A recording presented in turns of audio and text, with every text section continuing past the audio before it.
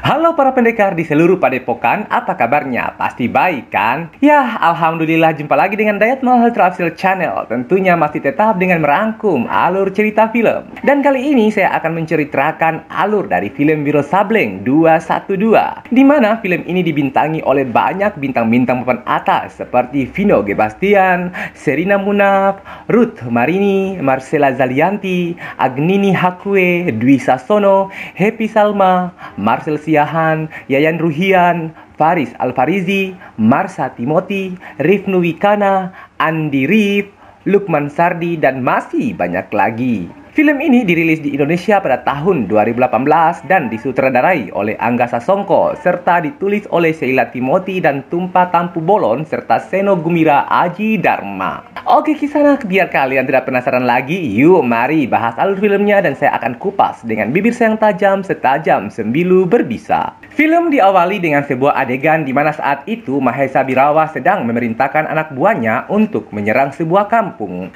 Ia mengatakan untuk merampas semua yang mereka suka terkecuali bagiannya. Mereka pun menyalakan obor lalu bersiap dan mulai menyerang warga. Saat itu Rana Weleng dan istrinya yang bernama Suci kaget mendengar suara-suara teriakan. Suci kemudian memeluk anaknya yang saat itu ketakutan juga. Warga-warga dibantai, laki-laki dibunuh dan gadis-gadis diseret dan diculik. Rana Weleng pun menyuruh Suci dan anaknya untuk sembunyi dan ia mengambil keris kemudian keluar rumah. Saat keluar tepat di depannya muncullah Mahesa Birawa. Rana Weleng marah dan ia mulai menyerang Mahesa Birawa. Tinju dan tendangan mereka layangkan bersaut-sautan hingga Mahesa Birawa mencekik leher Rana Weleng dan mengangkatnya ke atas. Suci dan anaknya pun ketakutan dalam rumah. Mahesa Birawa menghajar Rana Weleng dengan brutal hingga tubuhnya terhempas cantik. Rana Weleng lalu mencabut keris dan menyerang Mahesa. Mahesa Birawa dengan lincah menangkis serangan itu dan kemudian ia balik menusuk Rana Weleng dengan keris itu. Rana Weleng tetap bertahan, kemudian kembali lagi menyerang, namun Mahesa menendangnya jauh terpental mengenai rumah. Ketika mendengarkan teriakan misuannya, Suci pun bergegas mengambil keris dan keluar rumah. Saat di luar, Suci pun terkejut melihat Mahesa dan tiba-tiba Rana Weleng pun kembali menyerang Mahesa. Namun dengan jurus andalannya, Mahesa pun menumbangkan Rana Weleng. Suci pun menyerang Mahesa namun berhasil dikancing oleh Mahesa. Suci memanggil-manggil suaminya yang saat itu sudah sekarat dan Rana Weleng pun meninggal. Anak mereka melihat semua itu dari jendela.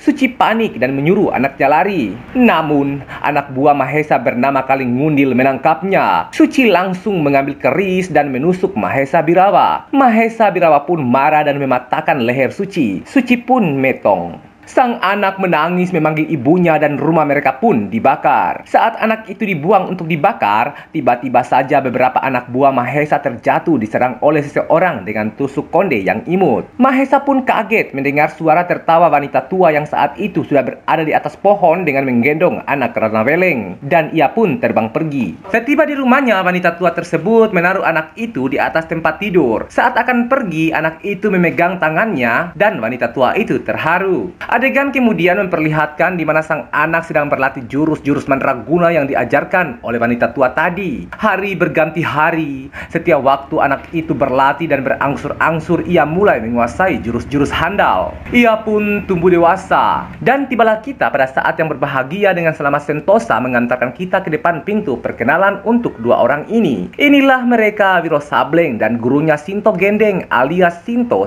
Gila. Kemudian Sinto Gendeng pun mengeluarkan sebuah kapak. Saat itu Wiro heran melihat kapak itu. Sinto Gendeng pun menguji apakah kapak itu akan memilih Wiro Sableng sebagai tuannya. Sinto Gendeng pun melemparkan kapak itu. Wiro mengejar dan menangkap kapak itu namun lepas di tangannya dan tertancap di sebuah batu. Saat akan mencabutnya, Wiro tidak berhasil hingga ia menggunakan jurus dan berhasil mencabutnya. Namun Wiro saat itu pingsan ala-ala si Titi dan ia sadar kembali. Dan Sinto Gendeng pun mengambil kembali kapak itu. Adegan pun berganti di mana saat itu Wiro sedang bermimpi tentang kematian kedua orang tuanya. Saat terbangun, ia kaget karena di dada dan tangannya sudah ada tulisan 212 serta ia juga heran bajunya sudah berwarna putih semua. Sinto Gendeng pun menjelaskan arti semua itu. Baju putih itu artinya berhati suci bersih, sedangkan 212 artinya bahwa dalam diri manusia itu terdapat dua unsur yang berbeda, yakni ingat dunia dan ingat Tuhan. Terus satu dua memiliki makna di dalam kehidupan. manusia terdapat dua unsur, ingat duniawi dan Tuhan. Dan saat itu pun Sinto Gendeng memberikan kapak sakti tersebut pada Wiro Sableng. Wiro kaget saat mengetahui kelebihan dari kapak itu yang mampu menumbangkan pohon-pohon di depannya. Lalu ia pun menyarungkan kapak itu ke dalam tubuhnya. Dan mulai saat itulah ia diberi nama pendekar kapak maut Nagageni 212.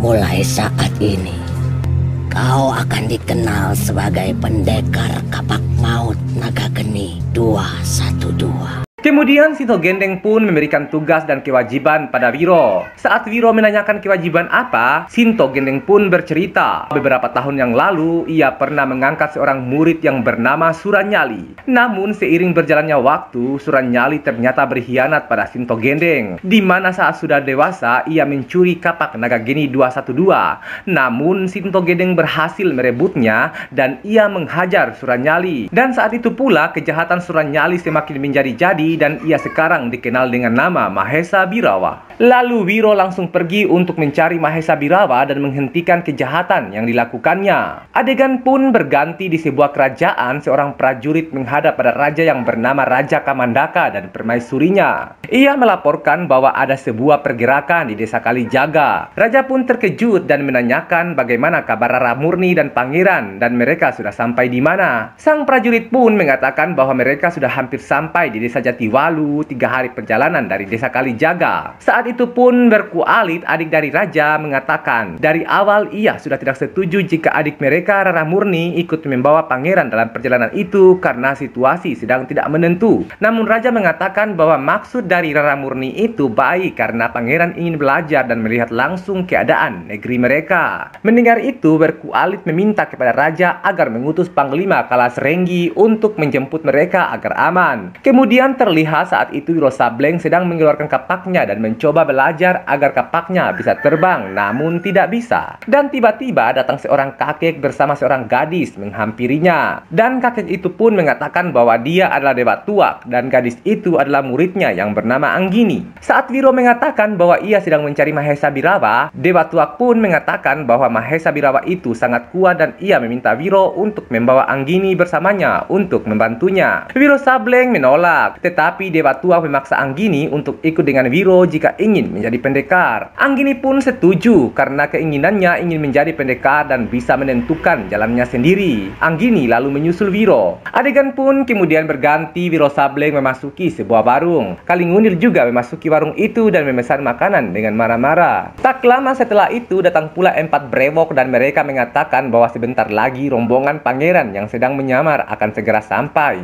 Kalingunil lalu mengatakan jika kalian gagal menangkap mereka, maka Mahesa Birawa akan menggorok leher mereka. Dan Wiro Sableng pun kaget ketika mendengar nama Mahesa Birawa disebut. Adegan lalu berganti kembali di mana Mahesa Birawa sedang memberitakan kepada teman-temannya bahwa kerajaan sedang lemah dan sebentar lagi akan jatuh ke dalam jurang kehancuran. Jadi mereka akan menyerang kerajaan dan akan merebutnya. Di antara mereka ada Panglima Kalas Renggi yang diutus oleh Berku Alit, adik raja tadi. Ternyata ia berkhianat pada raja dan menjadi sekutu Mahesa Birawa. Kalas Renggi saat itu berselisih pendapat dengan pendekar pemetik bunga dan Kala Hijau. Namun Mahesa Birawa menghentikan mereka. Kemudian terlihat rombongan Rara Murni dan pangeran memasuki warung. Saat tiba di dalam, paman mereka mengatakan ada yang tidak beres di tempat itu. Dan seketika Kalingundil berteriak menyuruh anak buahnya untuk menangkap pangeran. Mereka pun semua bersiap dan berkelahi. Saat itu Rara Murni melindungi pangeran. Wiro Sableng makan dengan santai dan Kalingundil duduk menyaksikan anak buahnya menyerang. Perkelahian makin seru dan saat itu Wiro turut membantu Rara Murni. Kalingundil marah dan menyerang Wiro dengan sebuah meja, namun Wiro menghancurkan meja itu dengan ayam Kentucky yang ia pegang. Lalu saat Kalingundil dan anak buahnya bersiap menyerang,